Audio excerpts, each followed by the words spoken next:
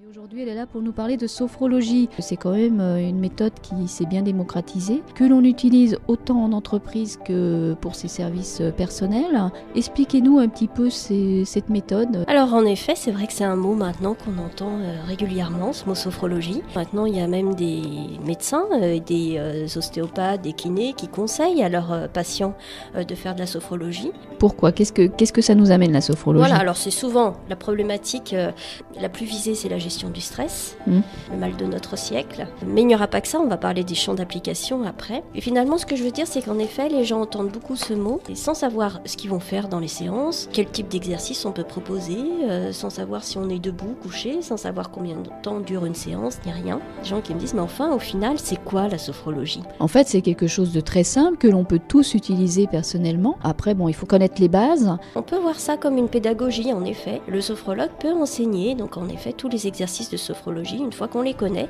on peut les utiliser seuls. C'est vraiment une méthode qui conduit à l'autonomie. On peut, en fait, finalement, apprendre à gérer son stress et non pas aller voir son sophrologue dès qu'on est stressé. C'est beaucoup basé sur la respiration, en fait. Voilà, alors en fait, vous allez trouver en sophrologie 3 grands types d'exercices. On a les exercices qu'on appelle dynamiques, c'est en fait des exercices qui se font dans le mouvement.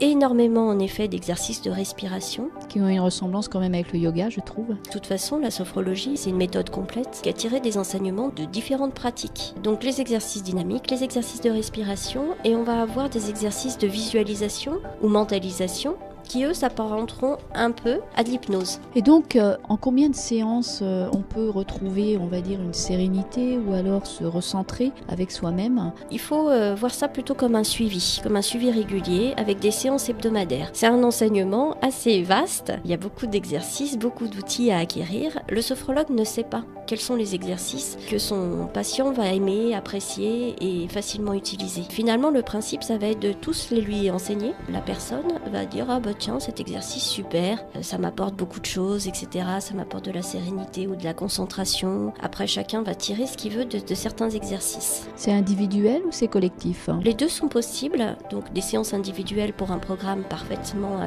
personnalisé. Un suivi, on peut suivre en temps réel la personne. Les séances de groupe, évidemment, le programme est préétabli la plupart du temps, même il peut être légèrement évolutif, en entreprise notamment. J'allais y venir justement, puisque l'entreprise est de plus en plus friande de ce genre de pratique, puisque je pense qu'on répond à du collectif quand on est en entreprise. Vous proposez quoi comme exercice ? On est plus sur les exercices de libération, au niveau de la respiration. Comment ça se passe ? Vous faites les 1, 2, 3, les 3 niveaux ? On réinvestit notre respiration pour se recentrer sur soi-même déjà, pour laisser de côté tout l'espace qui nous entoure et qui nous pollue parfois. Finalement, en entreprise, on propose le même type d'exercice. Après, là où on va s'adapter, si par exemple dans un groupe, il y a la moitié du groupe qui a des problématiques de sommeil, on va mettre plus d'exercices et d'outils pour ces troubles du sommeil. Si finalement, au bout de quelques séances, le groupe avance vite et avance dans sa gestion du stress, etc., on peut aller un peu plus loin, accompagner le groupe un petit peu plus loin dans la méthode. C'est une méthode progressive. La concentration ? On travaille beaucoup en effet sur se recentrer, se concentrer. Sinon, les champs d'application sont variés. D'abord, c'est une méthode qui s'adresse à tous. Donc nous, en cabinet, on travaille même avec des bébés et leur maman. On avait fait une chronique effectivement, nous avons une chronique sur... mais on travaille aussi avec des enfants, avec des ados, avec des adultes. On travaille aussi en entreprise. Avant un examen, ça peut aider à gérer son stress. Et même dans l'apprentissage, en fait, savoir s'extraire de tout ce qui nous pollue pour être simplement présent dans un apprentissage, c'est très important. Dans le milieu sportif... C'est ce que j'allais dire, effectivement. Aujourd'hui, on le retrouve, la sophrologie, vraiment, c'est très très large en entreprise, chez les sportifs qui sont suivis aussi pour mieux gérer leur stress avant et après aussi pour mieux récupérer. Dans la vie de tous les jours, donc. Absolument, même dans des suivis de traitements lourds, c'est très intéressant également ce qu'on peut faire dans cet accompagnement de projet, que ce soit un projet de santé, un projet sportif ou un projet diététique.